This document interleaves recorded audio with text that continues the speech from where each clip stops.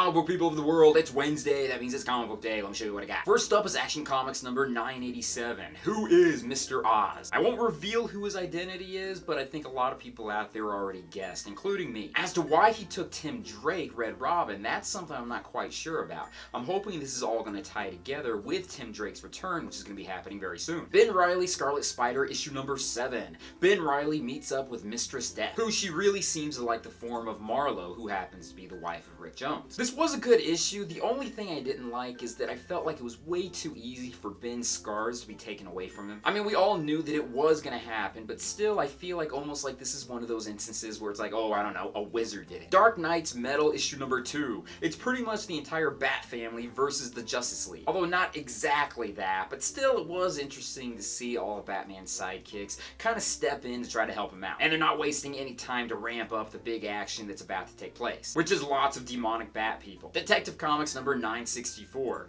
This issue was decent. It wasn't the worst, it wasn't the best. I did like the focusing on Clayface a bit, but the whole storyline with Stephanie, spoiler, and working with Anarchy, that in itself, I feel like this is almost like a filler. And I really like Clayface working with the good guys, and I hope that he doesn't turn evil anytime soon. However, we know it will happen at some point down the line. Hal Jordan and the Green Lantern Corps issue number 28. This entire issue can pretty much be summed up with the whole idea of Hal teaming up with his dead father. There's an entire New Gods storyline taking place, but that's really put to the side in this issue. Justice League of America issue number 14. The League is in the microverse, and they're fighting a lot of different villains in order to try to find out what happened to Ray Palmer. This is dragged out for a bit, but we're finally starting to get a bit of a payoff, which I won't reveal the ending to it, but still I think it is pretty cool. Superwoman issue number 14. Superwoman and Supergirl versus Maxima, or at least the original Maxima, or the Maxima that a lot of us are much more familiar with and not the good Maxima. Because yes, that is a title, something I was unaware. Good issue, but I want the real Maxima to come back full time. In fact, I want her to be in like maybe another team. She was part of the Justice League of America at one point. That would be really cool to see that again. The Flash issue number 30.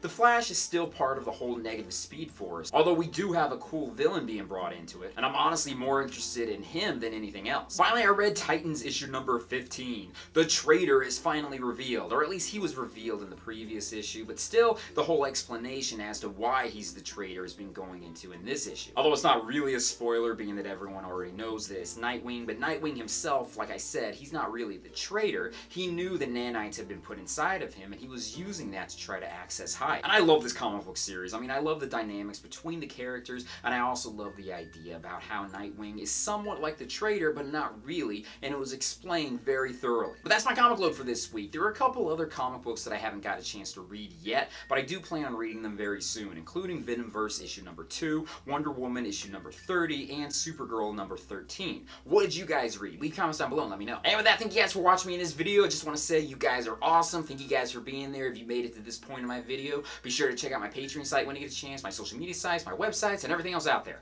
Peace, love, namaste, and I'll see you guys later. There's a point in the Scarlet Spider issue where Ben Reilly is giving mouth-to-mouth to Kane. It's kind of weird being that they're both clones of Peter Parker, so it's almost like Peter Parker is putting his lips on another Peter Parker. I know I'm not really supposed to read that much into it, and it is supposed to be CPR, but still, when I saw that, I was like, whoa.